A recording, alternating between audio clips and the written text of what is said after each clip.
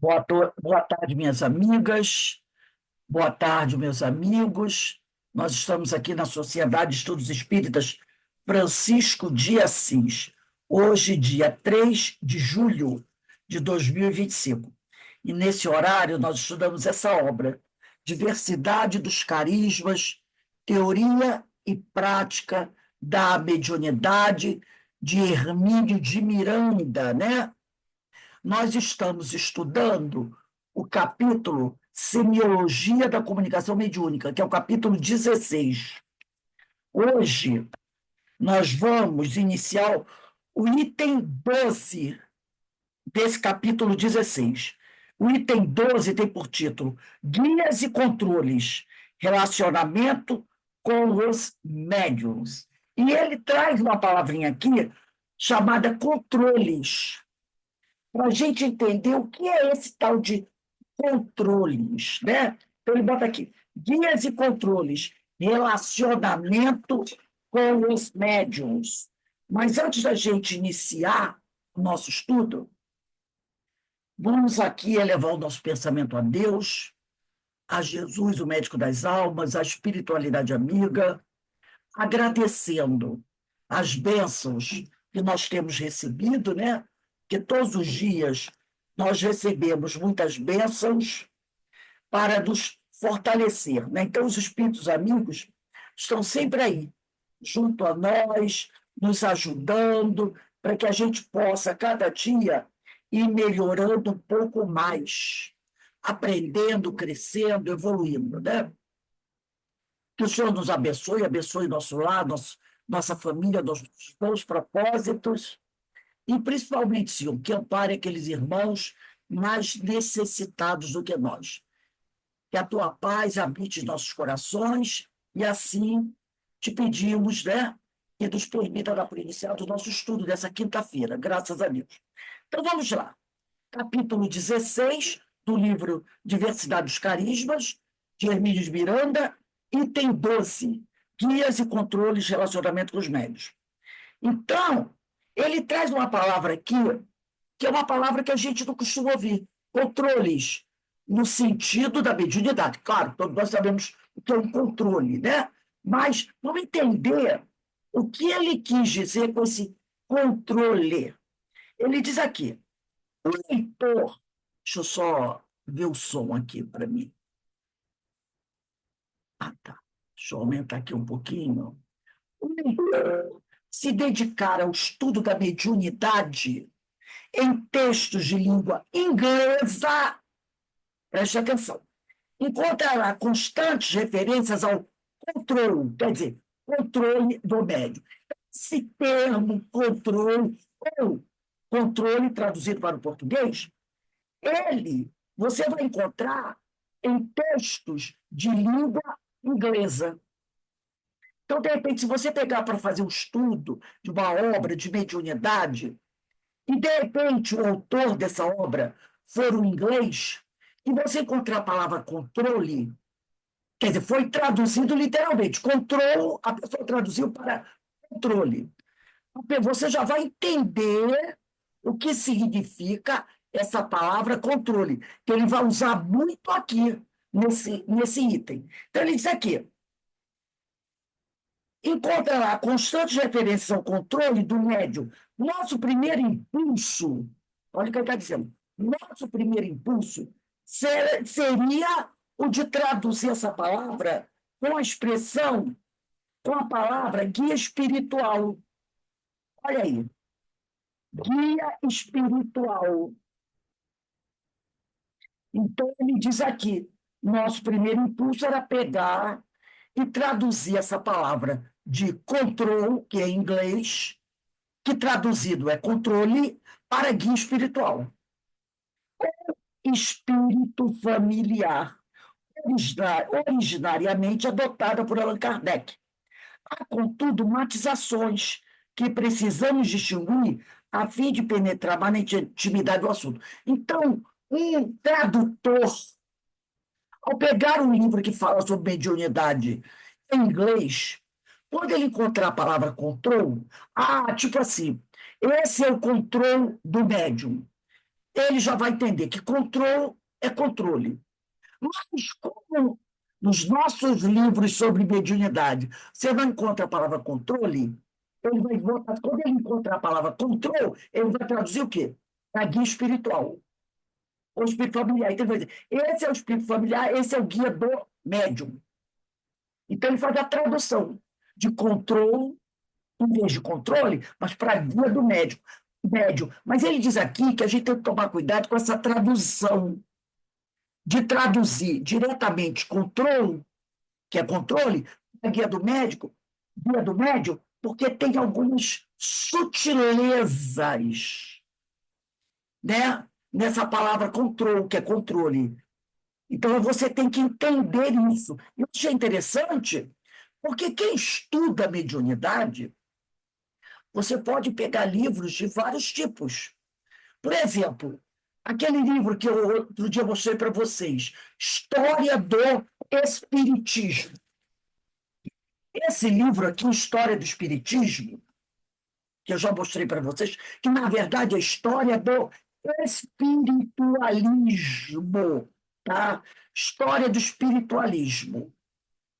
Esse livro aqui, ele foi escrito por Arthur Conan Doyle, que na realidade, se eu não me engano, ele é Sir Arthur Conan Doyle, né? Então, eu vou até colocar aqui, só para a gente poder entender essa questão. Já abri aqui o meu Google, que eu sempre gosto de ir ao Google para tirar algumas dúvidas aqui. Aqui, ó.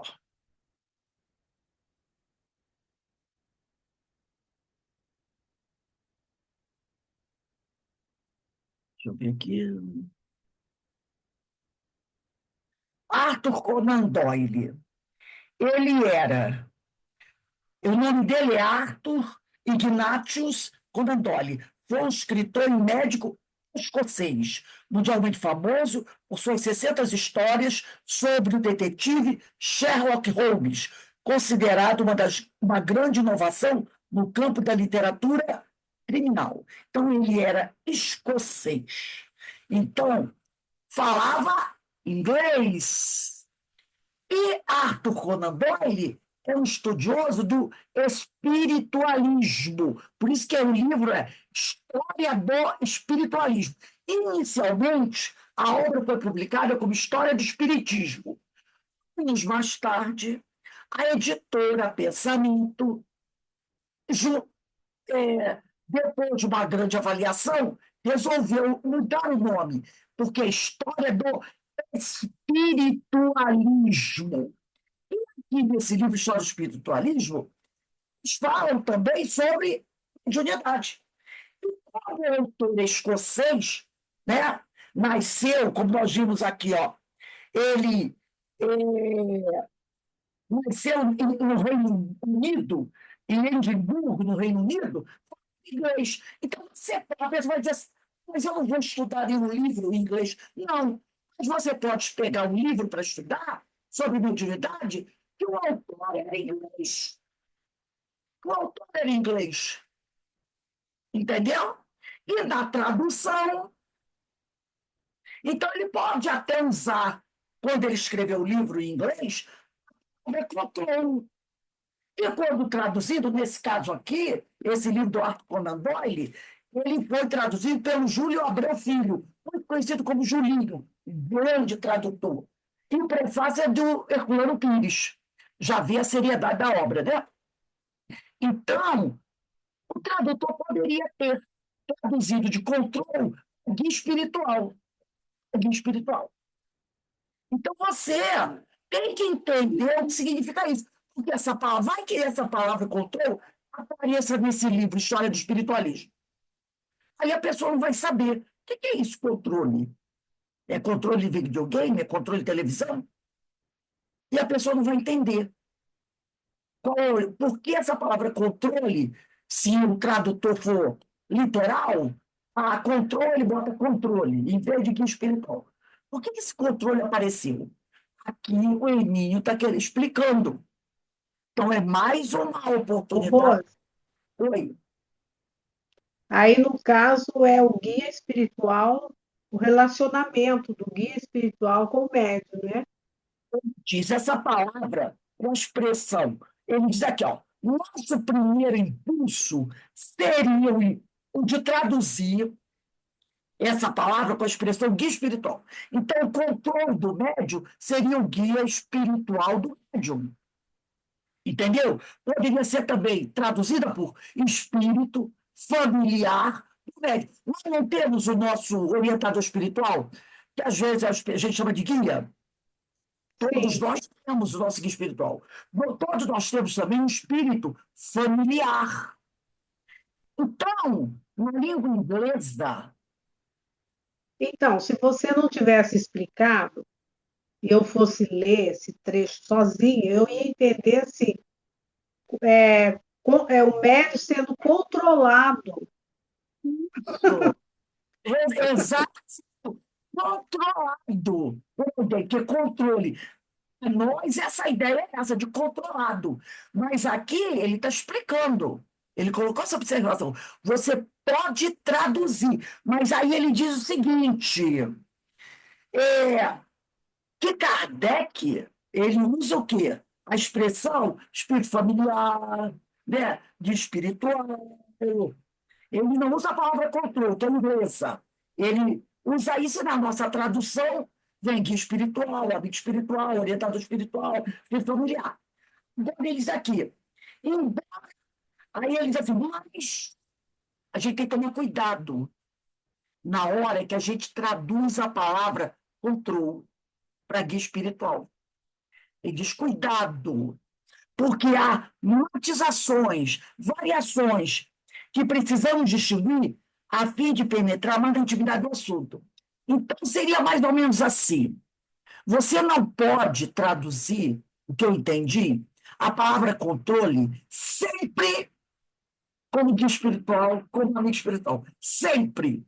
Entendeu? Em alguns momentos, ela cai bem, mas em outros, talvez não. Então, a gente tem que tomar um certo cuidado. Aí ele vai dizer aqui, ó, embora a palavra controle, que é controle em português, seja da opinião de um outro estudioso chamado Nandor Fodor, equivalente à guia espiritual, acho que esta expressão de ter conotações bastante diferentes, dado que nem sempre de um médium tem uma presença constante no dia a dia de sua atividade. Entendeu? Então, ele está dizendo, você pode até usar a palavra guia espiritual, amigo familiar, em substituição à palavra controle, mas você tem que tomar cuidado, porque nem sempre o guia, eu particularmente, eu não gosto da palavra guia. Eu não gosto. É muito usado por vários estudiosos. Eu não gosto, sabe por quê? Porque às vezes tem pessoas que podem levar essa ideia da palavra, que a palavra guia dá, ao pé da letra. Entendeu? Tem pessoas, principalmente pessoas que são de religiões espiritualistas, porque a gente sabe que o espiritismo é uma coisa. O espiritismo, né, é uma coisa. Religiões espiritualistas é outra. O espiritismo é a religião que estuda a doutrina codificada por Allan Kardec. O espiritualista, religioso espiritualista, é o quê? Candomblé, Umbanda, Quimbanda e outras. E outras. Como o catolicismo, o evangélico, são religiões que não acreditam lá na reencarnação. Então, podemos dizer, todos somos espiritualistas. Por quê? Porque todos acreditamos na vida espiritual. O católico não acredita? Acredita. Morreu, vai ficar no céu, tem São Pedro, São João, são espíritos. Né? São espíritos, já morreram, mas são espíritos. O bem. O evangélico também é espiritualista. Ele acredita em Deus, nos anjos, no demônio. São espiritualistas. Nós somos espiritualistas, mas nem todo espiritualista é espírita. Então, tem o espiritualista católico, o espiritualista evangélico e o espiritualista espírita. Então, do espírita, espiritualista. Mas nem todo espiritualista é espírita. Então, quando você usa a palavra guia, isso eu não entender meu, Rose, tem gente de outras religiões, alguns da religião espírita também, que leva essa definição ao pé da letra. Meu guia, eu só faço o que meu guia manda, porque ele é meu guia. Entendeu? E a gente sabe, dentro da doutrina, que não é assim. Eles não nos obrigam a fazer nada. Eles nos dão o quê? Orientação, aconselhamento. Agora, a escolha é minha. Ah, não. Eu não, por exemplo, uma vez, há muito tempo atrás, eu ouvi uma senhora que estava frequentando o CEOI, a nossa casa espírita lá do Rio. E ela era era do Candomblé, parece. E ela disse para a gente que ela queria deixar o Candomblé para se tornar espírita. Porque os nossos irmãos do Candomblé e da Umbanda, eles dizem assim, quando alguém pergunta para eles, qual são religião? Eles dizem, sou espírita. Não são. Eles dizem que são espíritas.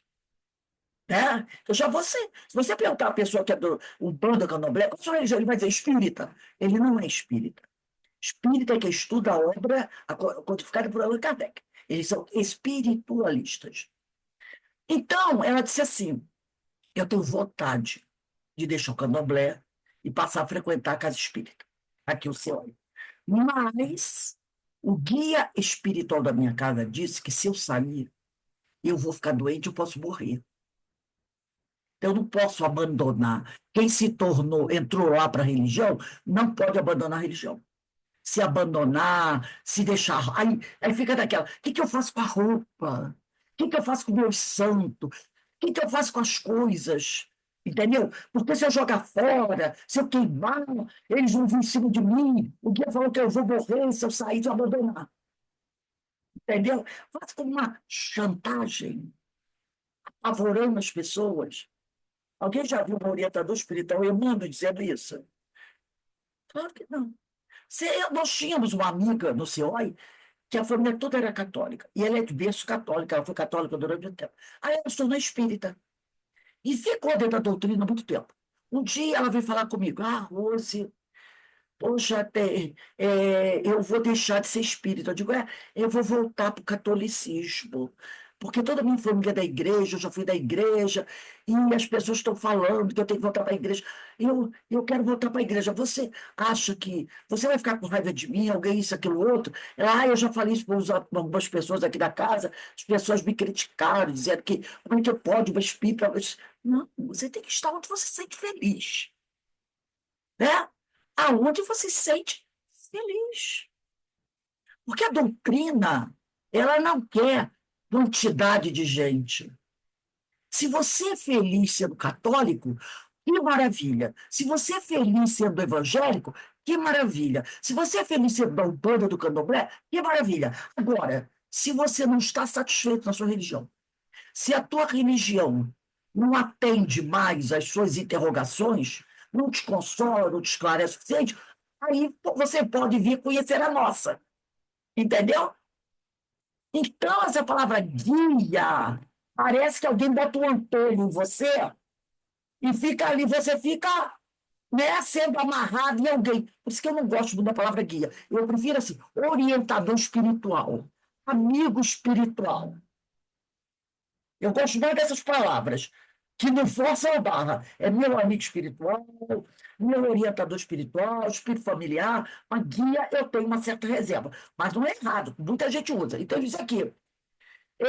Eu disse aqui que a gente tem que tomar cuidado com essa palavra controle, quando traduzida para guia espiritual, que é muito comum, porque guia de um médium é uma presença, que ele nem sempre, o tal guia, é uma presença constante no dia a dia de sua atividade, como costumam ser os controles entre os ingleses e americanos, por exemplo. Então, o inglês, o americano, esse controle, que muitas vezes a gente traduz como guia, ele é uma presença constante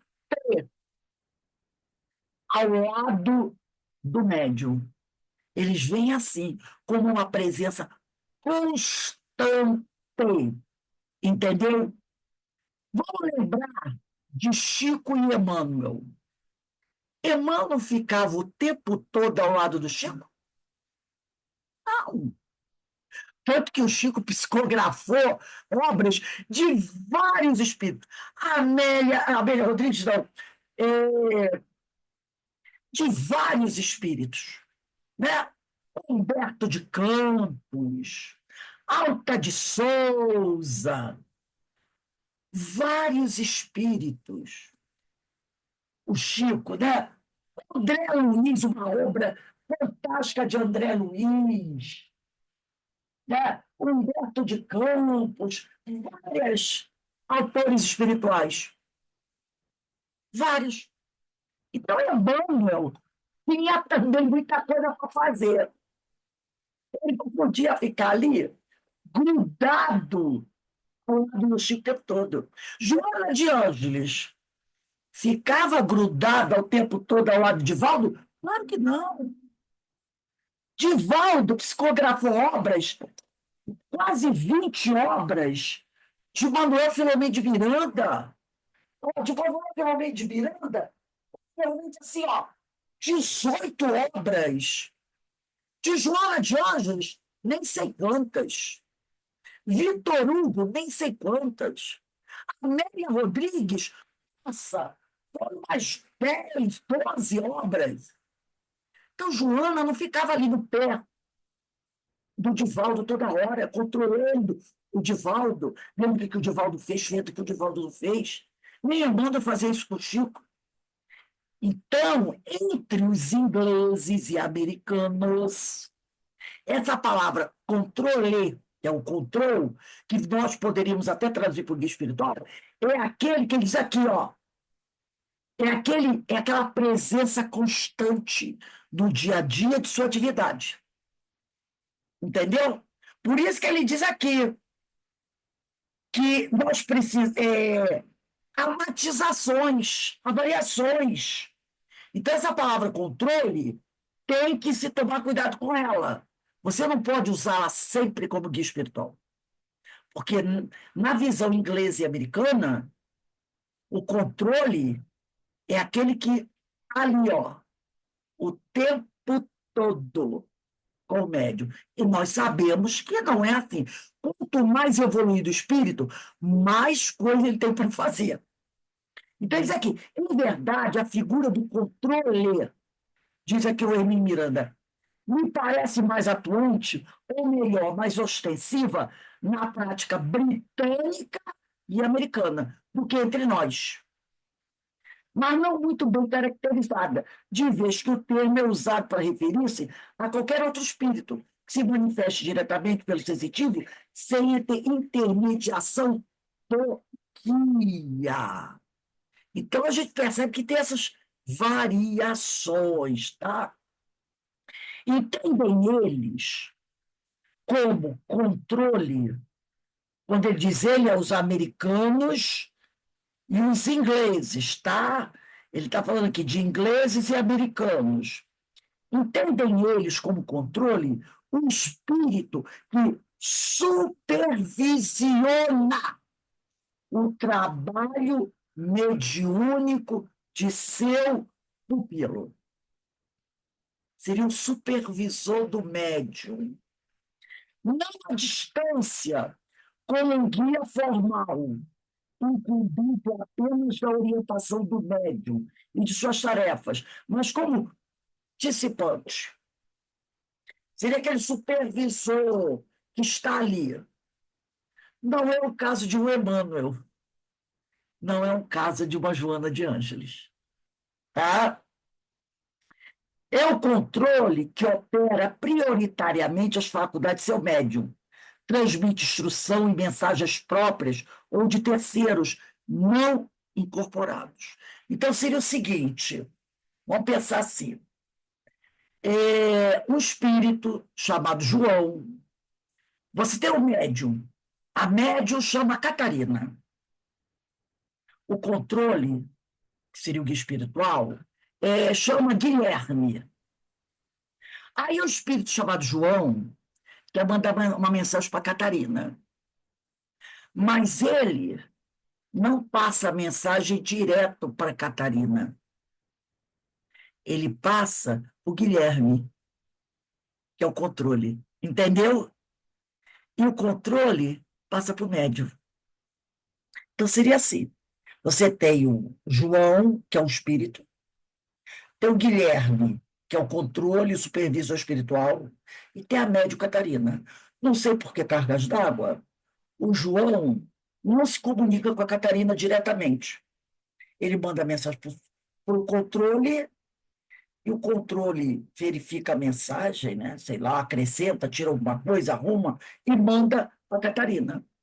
Entendeu? Então seria mais ou menos de o médium do médium, ou o médium do espírito. Esse controle, vamos dizer assim, né? Esse controle que eu dei o nome de Guilherme, seria o quê? O médium do João, do espírito. Percebeu? Ele seria um médium do espírito. O João, que é desencarnado, tem um médium, que é o controle, que vai receber a mensagem dele para passar para a Catarina. Percebeu a situação? Isso acontece. Então, aí diz aqui, é o controle que opera prioritariamente as faculdades, seu médium. Transmite instruções e mensagens próprias de terceiros, não incorporados. Então, João não incorporou a Catarina. Ele não incorporou a Catarina. Ele mandou a mensagem para o Guilherme e passou para ela. Aí ele diz aqui, mantenha a boa ordem dos trabalhos e bloqueie interferências indesejáveis ou inoportunas, embora possa eventualmente, embora possa eventualmente ceder sua vez ao outro espírito a seu critério exclusivo e pessoal. Ele faz o controle. Ele diz assim, eu é que vou dizer quem é que pode dar comunicação através da Catarina. Seleciona os espíritos. Eu mando fazer isso com o Chico? Eu mando dizer assim, eu vou avaliar se o Humberto de Campos pode falar com o Chico. Eu vou avaliar se André Luiz pode falar com o Chico. Claro que não. Claro que não. Tipo Joana de Ângeles. Eu vou ver se eu permito que Amélia Rodrigues dê comunicação através dele. Eu vou ver se Manuel Filomeno de Miranda pode dar comunicação. Eu que vou dar o aval. Eu é que vou dizer, Manuel Filomeno de Miranda pode dar comunicação. Amélia Rodrigues, entendeu? O certo, entre aspas, poder do controle. É mais ou menos isso. Aí eles aqui, em vista da sua. Tanto que ele falou aqui, ó. Qualquer interferências indesejáveis ou inoportunas, embora possa eventualmente ceder sua vez. Eventualmente, de vez em quando, ele cede a sua vez. Então, o médium não tem a liberdade de entrar em comunicação com o espírito. Ele é que, eventualmente, cede a sua vez a um outro espírito, a seu critério exclusivo e pessoal. Vista da sua familiaridade com o sensitivo, que é o médium, apoiado usualmente em fortes e antigas vinculações pessoais. Repare, esse médium, esse controle tem uma certa ligação de vidas passadas. O controle adquire considerável proficiência. Vamos pegar aqui, ó. Vamos lá traduzir a palavra para a gente poder pegar o sentido real. Ó. Proficiência. Vamos entender o que é isso, né? Refere-se à qualidade de ser proficiente, ou seja, ter um conhecimento completo e habilidade em um determinado assunto. Então, vou colocar aqui, ó. Seria experiência, hábito, né? Então, ele diz aqui, costume. Então, ele fala aqui, ó, em vista da sua familiaridade com o sensitivo, apoiado usualmente em fortes e antigas vinculações pessoais, o controle adquire considerável proficiência na manipulação das faculdades mediúnicas. Prática, entendeu? Costume, hábito, saber. Então, vamos botar esse sinônimo aqui, ó. Ele pega prática. Vamos colocar aí do lado, puxa uma setinha. Prática, experiência, conhecimento. Então, a gente pode dizer aí, ó, o controle adquire considerável conhecimento, experiência, prática na manipulação das faculdades mediúnicas, que de hábito ele próprio ajudou a desenvolver. Quer dizer, ele fez esse trabalho, né, de aperfeiçoamento do médium. Então, ele conhece o médium e ele sabe como manipular as faculdades mediúnicas do médium. Experiência que ele adquiriu. A literatura a respeito nos mostra o modus operandi de inúmeros controles que demonstram uma súbita e oportuna interferência no fluxo de certas comunicações, a sua atenta vigilância sobre o processo de manifestação de outro espírito, quando for o caso. Então, como ele tem muito conhecimento sobre isso, sobre manipulação das faculdades mediúnicas, ele, quando ele cede para que outro espírito se manifeste através do médium, entre aspas, que é o médium dele, né, vamos dizer assim, ele mantém uma vigilância constante sobre o processo de manifestação de outro espírito, quando for o caso. Nós podemos até numa mesa mediúnica, de repente, você pode, de repente, receber um espírito desse. Ô, Rose, Vale. no trabalho na mesa, eu já vi, depois que termina o trabalho, a gente vai falar, fazer uma avaliação, né, sobre o trabalho. E eu ouço o médium falar no caso de dois espíritos, sabe, na hora que vem, que ele se manifesta, e acaba que são dois espíritos na hora que está fazendo o atendimento. É São, nesse caso aí que você está falando? pode ser esse caso. Por alguma razão, como eu falei, né? Você tem um espírito A e um espírito controle. O espírito A está lá, e o controle. E o médium, por uma razão que eu não sei, o espírito A passa a mensagem para o controle, que é o tal do guia espiritual, e o guia espiritual passa a mensagem para o médium. E o médium vê dois. Um É, passa. já aconteceu isso comigo. Já aconteceu isso comigo. Era até um espírito muito sofredor e eu sentia a presença de outro do lado, sabe? Como se fosse um. Eu acho que ele era. Ele tinha assim, uma certa elevação do que aquele, Recebendo a sabe? comunicação do outro e trazendo para o médium. De repente, aquele espírito, por algum motivo, não está em condições ainda de mandar uma mensagem. Aí ele fala com esse outro, que vamos chamar de controle. Esse outro recebe a mensagem dele, organiza mais ou menos o que ele quer falar e passa para o médium. É isso que ele está falando. Agora, no caso, para os americanos e ingleses, esse controle ele toma um certo poder sobre o médium, entendeu? Ah, nesse caso já é outra situação, né? Situação. Ele faz isso muitas vezes.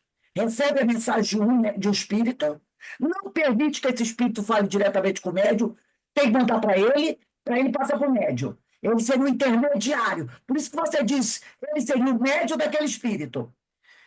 Mas ele faz isso por ideia de manter um controle. Um controle. Nesse caso que você falou, não é para manter um controle, é porque talvez o outro médium não tivesse condições de dar uma comunicação. Então, ele emite o pensamento dele, esse outro espírito, que é mais elevado, capta, né? Entende o que ele quer dizer, organiza essa ideia e passa para o médium. Está ajudando. É igual, pensa o seguinte: você viu aquele filme Central do Brasil? Esse filme Central do Brasil mostra isso. É com a Fernanda Montenegro. Ela ficava na estação Central do Brasil, aqui do Rio de Janeiro, sentada com um bloco de folhas. As pessoas chegavam, não sabiam escrever. E diziam assim: eu quero mandar uma carta para minha filha, para minha mãe, que mora lá na Bahia. Aí ela dizia: o que você quer falar? Eu quero falar. Ela escrevia a carta para a pessoa, aí a pessoa, às vezes, só sabia assinar o nome, outra vez nem sabia. Depois ela fechava a carta, botava no envelope, a pessoa dizia o endereço, ela botava o endereço, colava, aí a pessoa dava para ela, na época, vamos dizer assim, 2 cruzeiros. Ela pegava, recebia aquele, dava para ela 5 cruzeiros. A carta custava 2 cruzeiros. Então ela ficava com 3 cruzeiros para ela por ter escrito a carta. Aí ela pegava os 5 cruzeiros da pessoa, tirava 3 cruzeiros para ela, ficava com 2, aí ela ia no correio, botava a carta e pagava o selo. Então era isso. Aquela pessoa que era intermediadora entre o analfabeto, que queria mandar uma mensagem, e o destino, que era a família da pessoa. E ela fazia isso, era uma pessoa muito honesta. Então ela ficava sabendo da vida de todo mundo. Porque isso, ela conta essa história que aconteceu nos anos 60. A pessoa não sabe escrever, quer mandar notícia para a família, um telefonema naquela época era caro. Eu escrevia carta. Então tinha ela e ela escrevia cartas. É isso aí. Então, esse espírito, de repente, não tem condições de dar uma comunicação, porque às vezes está muito desequilibrado. E aí, esse espírito mais elevado é que vai escrever a cartinha para ele, entendeu? Vai escrever a cartinha para ele. Agora, no caso do controle, é diferente. O controle, ele quer manter o quê? Um certo domínio. Selecionar quem pode, quem não pode. Entendeu?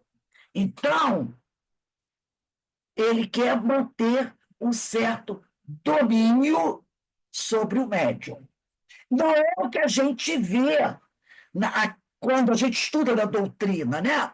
Esse jeito. Mas isso aqui, como a gente viu aqui, são os americanos e ingleses. Porque a gente já viu que o movimento espírita, né, inglês, americano, tem umas ideias um pouco diferentes. Lembra quando nós estudamos outro dia? Deixa eu ajeitar esse casaco aqui nas minhas costas, porque eu não quero botar o casaco, porque eu não estou com frio, mas. E, um momentinho, gente.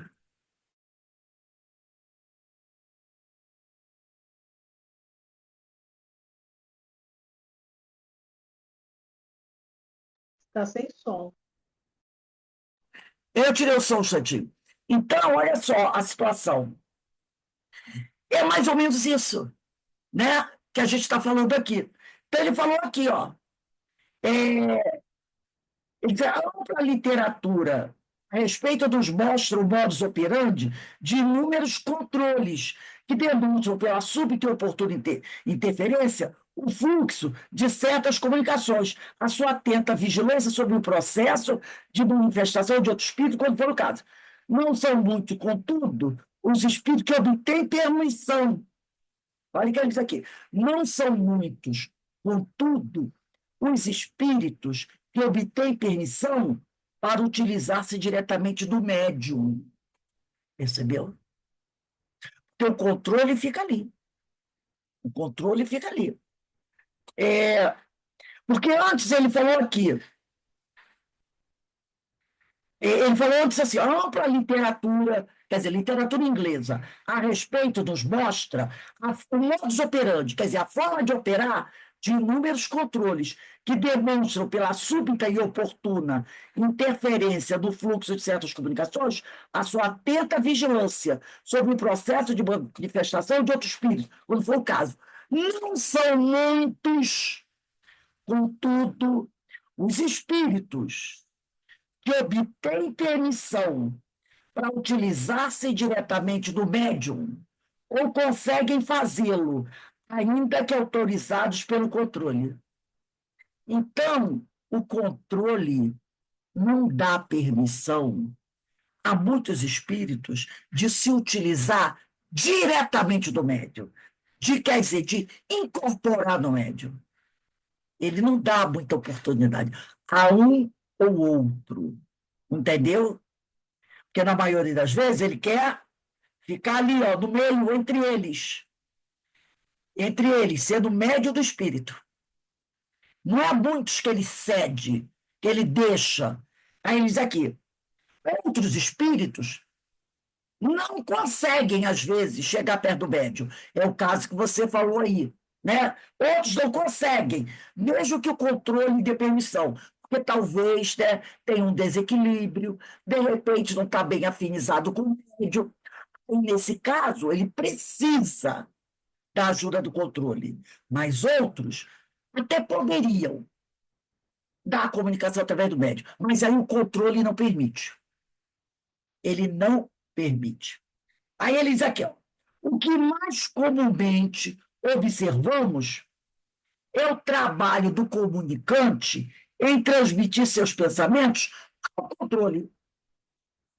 Então, o que ele mais percebe é o trabalho do comunicante em transmitir seus pensamentos ao controle, para que o controle, mais familiarizado com o médium, consiga adequá-lo às faculdades e características dele. Então, ele diz o que mais ele observa é isso, é a ação do controle, ali, vigiando, tomando conta, né? Aí ele continua aqui. Quem poder citar como exemplo dessa intermediação, agora ele vai trazer um caso. Entre nós, o trabalho de Emmanuel, ao trazer espíritos recém-desencarnados, especialmente jovens, em acidentes traumáticos, para que transmitam pela psicografia de Chico Xavier mensagens coerentes, bem ordenadas e ricas em indicações identificadoras, como nomes próprios, locais e circunstâncias que somente os familiares têm condição para conferir. Mas olha o que ele falou aqui. Emmanuel traz o espírito e o espírito da comunicação através do médium. O Emmanuel dá um apoio ao espírito. De repente, fortalece o espírito, ajuda o espírito a fazer um acoplamento, perispírito a perispírito. Entendeu o que ele falou aqui? Então, ele diz aqui, ó. Isso aqui é importante para a gente não achar que o Emmanuel vira controle. Olha o que ele diz aqui. Entre nós, creio poder citar como exemplo dessa intermediação entre nós o trabalho de Emmanuel, ao trazer espíritos recém-desencarnados, especialmente jovens, em acidentes traumáticos, para que transmitam, pela psicografia de Chico, mensagens coerentes, bem ordenadas e ricas, em indicações identificadoras, como nomes próprios, locais e circunstâncias que somente os familiares têm condição para conferir. Ele dá um suporte, uma ajuda. Mas olha o que ele diz aqui. Segundo informação de Ranieri, Ranieri era um médium, Emmanuel interferiu de maneira enérgica e decisiva certa vez quando tomava o rumo indesejável, trabalhos de materialização que se dedicava o nosso Chico. Lembra que eu contei que o Emmanuel, uma vez, que eles faziam reuniões lá em Pedro Leopoldo de materialização? O Emmanuel chegou uma vez e interpretou e disse assim: vamos parar com esse negócio. Chega de fazer materialização. A partir de agora, Chico, você vai materializar em livro, vai psicografar. Então, o Emmanuel, ele dava aquele amparo, aquela orientação. De repente, o espírito vinha muito desequilibrado, não sabia como coordenar a ideia, ele ajudava, mas ele não funcionava como controle. Ele funcionava como um intermediário, um orientador, né? Alguém dando um controle desse tipo aqui, que não deixa o espírito se dar a comunicação. Ele trazia os jovens para que esses jovens Não dessem a interferir, né, ô Rose? Não interferir no trabalho, né? comunicação. Ele trazia o jovem para que o jovem, vamos dizer assim, usar o termo, incorporasse no Chico, para que o Chico, usando a palavra que a gente pode usar, incorporação, incorporasse no Chico. Mas ele ficava ali, ajudando esses espíritos, muitas vezes que sofreram acidentes traumáticos, então, que morreu num acidente de motocicleta. Tem livros assim do Chico, né? Falando Motoqueiros do Além, tem até um livro com esse nome, né? São espíritos que desencarnaram em acidentes traumáticos. Aí as mães, lembra aquele filme, As Mães de Chico Xavier? Que vão receber mensagens dos filhos que desencarnaram. Então, muitos desses espíritos estão muito traumatizados. Então, precisam de alguém que os traga, os oriente, os acalme, explique para eles como é que funciona, entendeu? Dê esse suporte. Mas ele não interferia. Aí ele diz aqui, além disso, é ele, Emmanuel, né, o autor de grande parte, se não da maior parte da obra psicográfica captada pelo Chico, em seus muitos anos de exercício constante da mediunidade. Sua presença é ainda percebida, inferida em trabalhos outros, porque quando foi escrito esse livro aqui, em 1984, né, o Chico ainda estava vivo. Então, por isso que ele está falando, né? E Emmanuel ainda estava encarnado. Sua presença é ainda percebida ou inferida em trabalhos outros, escritos por diferentes espíritos, de vez que encontramos prefácios ou apresentações em suas obras de André Luiz, Irmão X, Dé e Lúcio. Então, André Luiz dá psicografia através do Chico. E muitas vezes Emmanuel é aquele que faz o prefácio. Então, ele está perto. Mas ele não interfere no que o André Luiz vai passar para o Chico. Né? Então ele está ali, junto de Chico, tudo mais, mas não é naquele controle. Se o Chico, doutor Bezerra vai dar uma mensagem através do Chico, né? Outro espírito qualquer, Amélia Rodrigues, ele não vai ser esse controle. Ele vai estar ali, junto do Chico, observando o trabalho, né? De repente dando uma ideia, mas sem ter esse controle, né? Cria-se dessa forma um relacionamento pessoal, proveitoso ao médium responsável e honestamente dedicado à sua tarefa. Ele aprende, o médium, a confiar no amigo espiritual, de quem se habitua a receber apoio seguro e eficaz, que, no entanto, respeita o seu livre-arbítrio. no caso de um Emmanuel, entendeu? Ele aprende a confiar naquele espírito, como uma Joana de Ângeles com Divaldo, Manuel Filomeno de Miranda com Divaldo, mas o espírito de Joana, de Manuel Filomeno de Miranda, de André Luiz, de Humberto de Campos, nunca tiraram de Emmanuel o livre-arbítrio de Chico, de Divaldo, de Dona Ivone Pereira. Então, ele diz aqui, os guias ou controles são também responsáveis. Opa, o que ele está querendo dizer aqui? Que nem todos são responsáveis. Né? Quer dizer que os guias ou controles, quando também responsáveis e bem preparados para o trabalho a que se propõe, não costumam interferir em questões pessoais. Então, é possível que haja algum guia e controle que não seja bem preparado, que não seja responsável, e que queira minar o médium. Entendeu? Pode haver. Porque eles aqui, os guias ou controles também responsáveis e bem preparados para o trabalho a que se propõe, não costumam interferir em questões pessoais. Então, pode ser que tenha algum que não seja responsável, que não seja bem preparado e que interfira, querendo controlar também a vida pessoal do médium.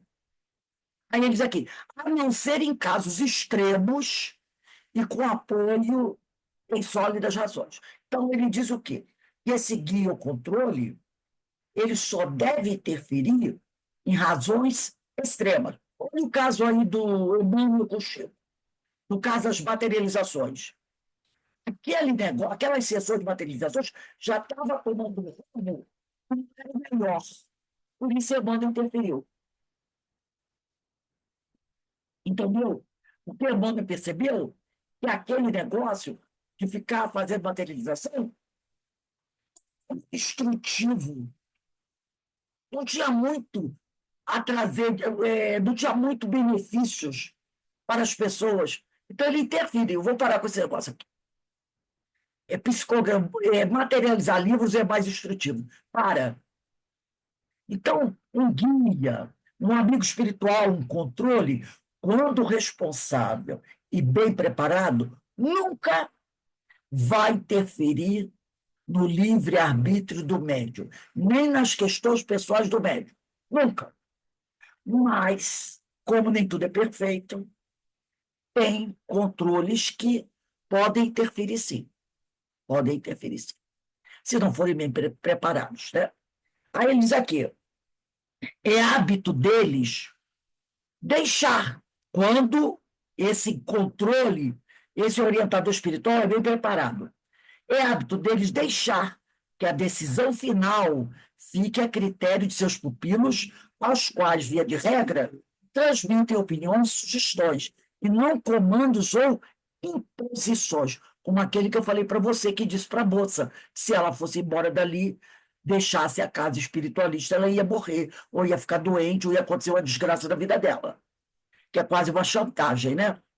Se o relacionamento atinge estas últimas características, quer dizer, comandos ou imposições, alguma coisa não está bem nesse relacionamento. Se o controle, o orientador espiritual, começa a ameaçar, impor, querer dominar o médium, alguma coisa não vai bem nesse relacionamento. Ou o médium começa a transviar-se, ou o guia não corresponde à condição que deseja aparentar. Então, ele dá uma de que é um guia superior, mas na realidade não é. É um controlador, né?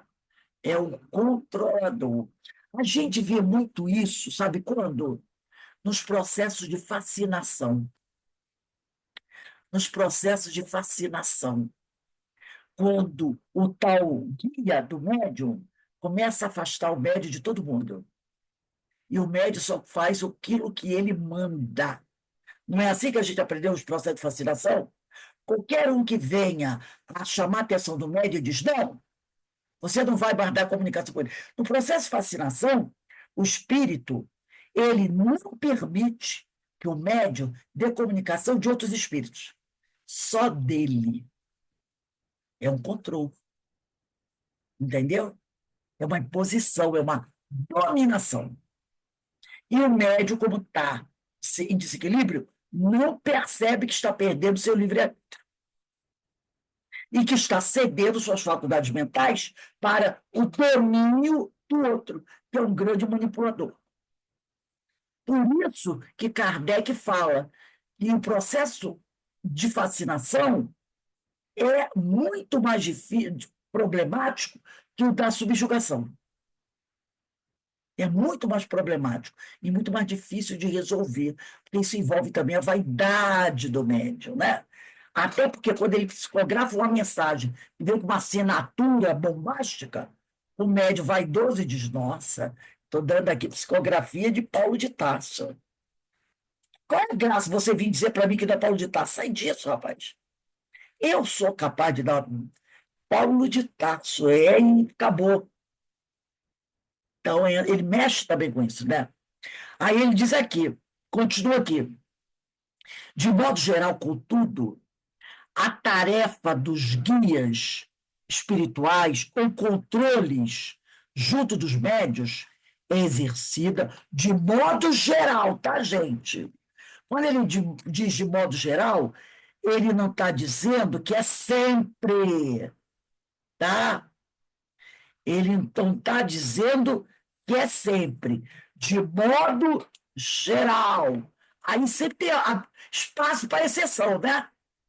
De modo geral, a tarefa dos guias espirituais ou controles, sempre nessa ideia da mediunidade, do estudo da mediunidade americano e inglês, é exercida por espíritos elevados, por espíritos de elevado estado evolutivo, competente e firmes naquilo que fazem, de um modo geral.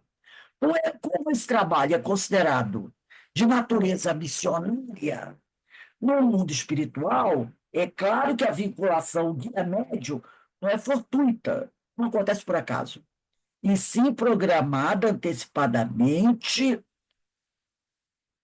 em todas as suas minúcias.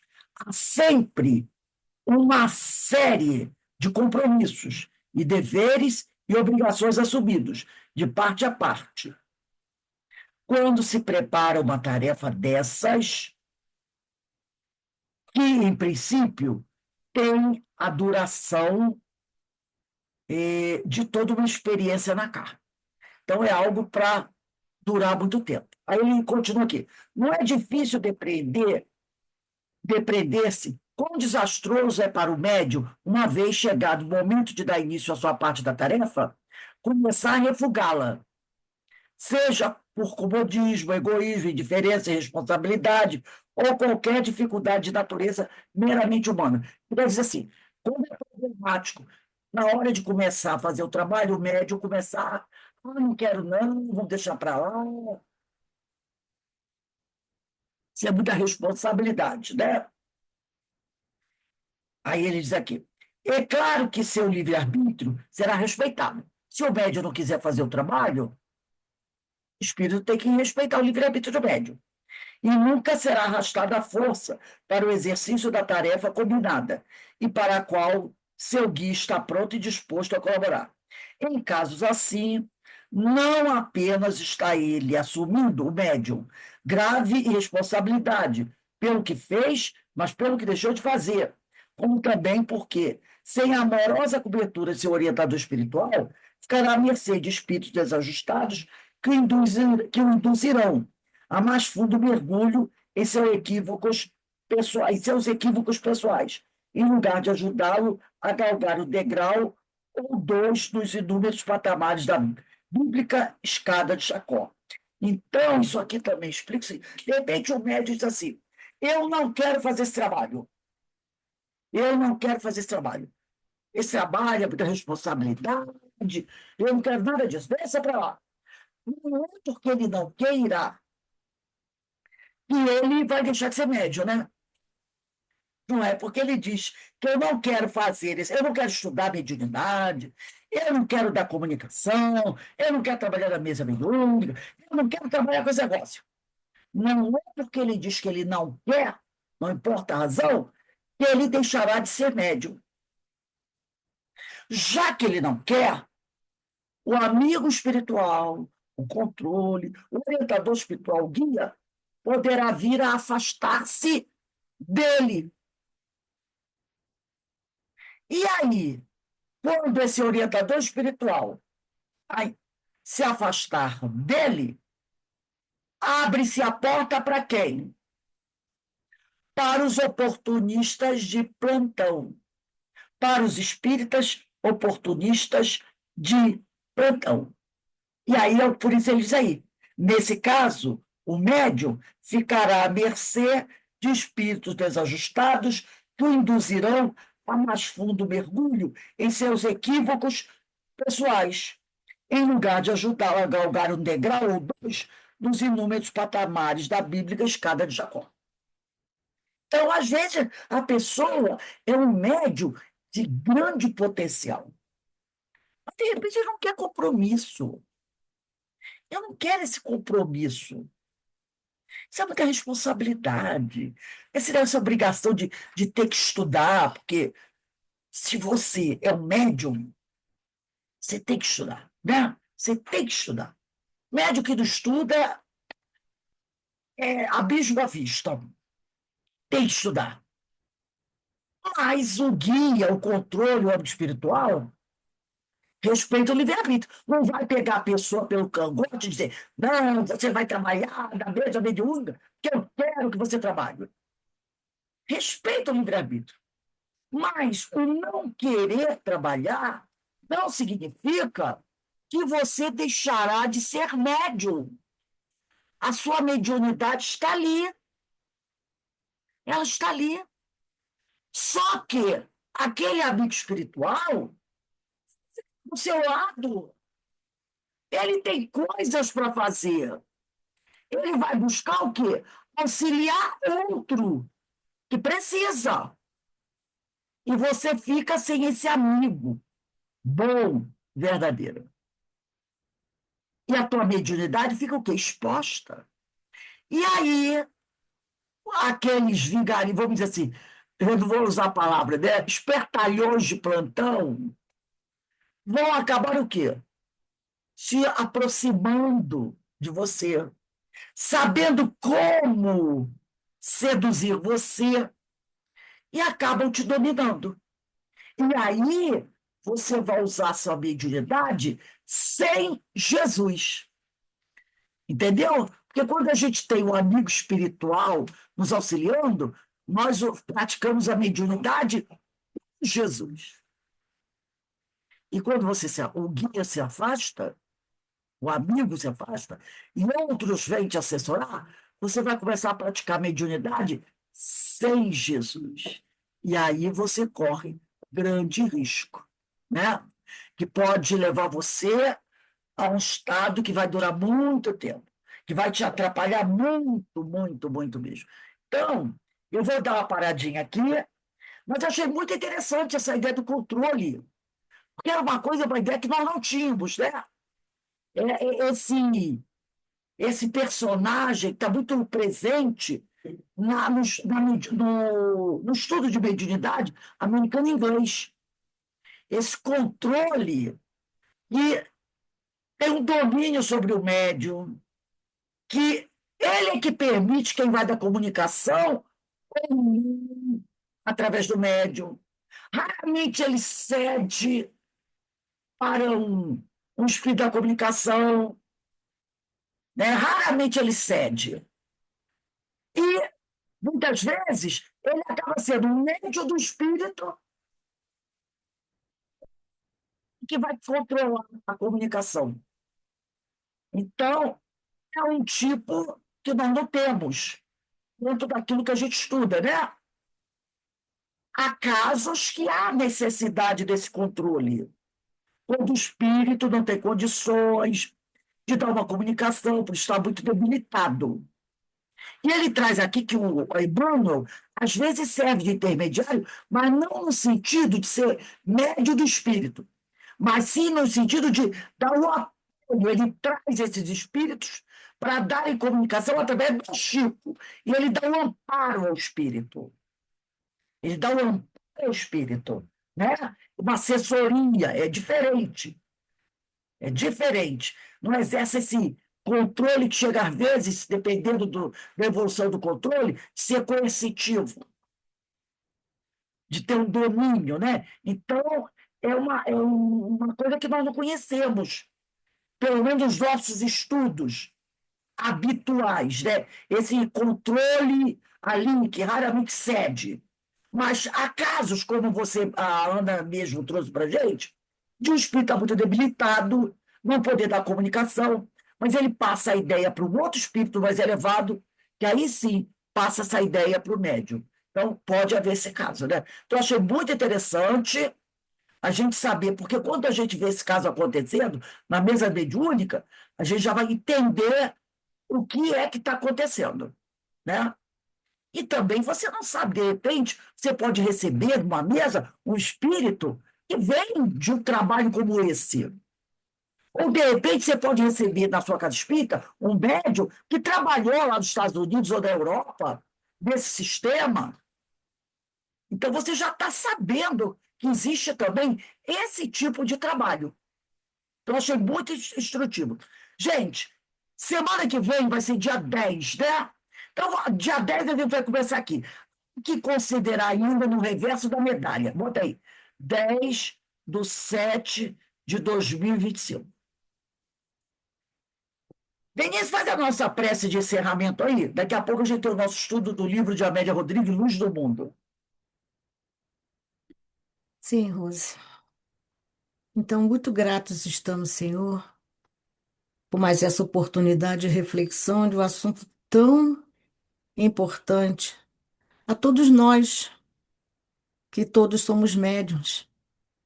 Então, não importa quando que a nossa mediunidade vai aflorar, vai despertar, o estudo é muito importante, Senhor. Então, graças te damos por mais essas reflexões e que possamos ter apreendido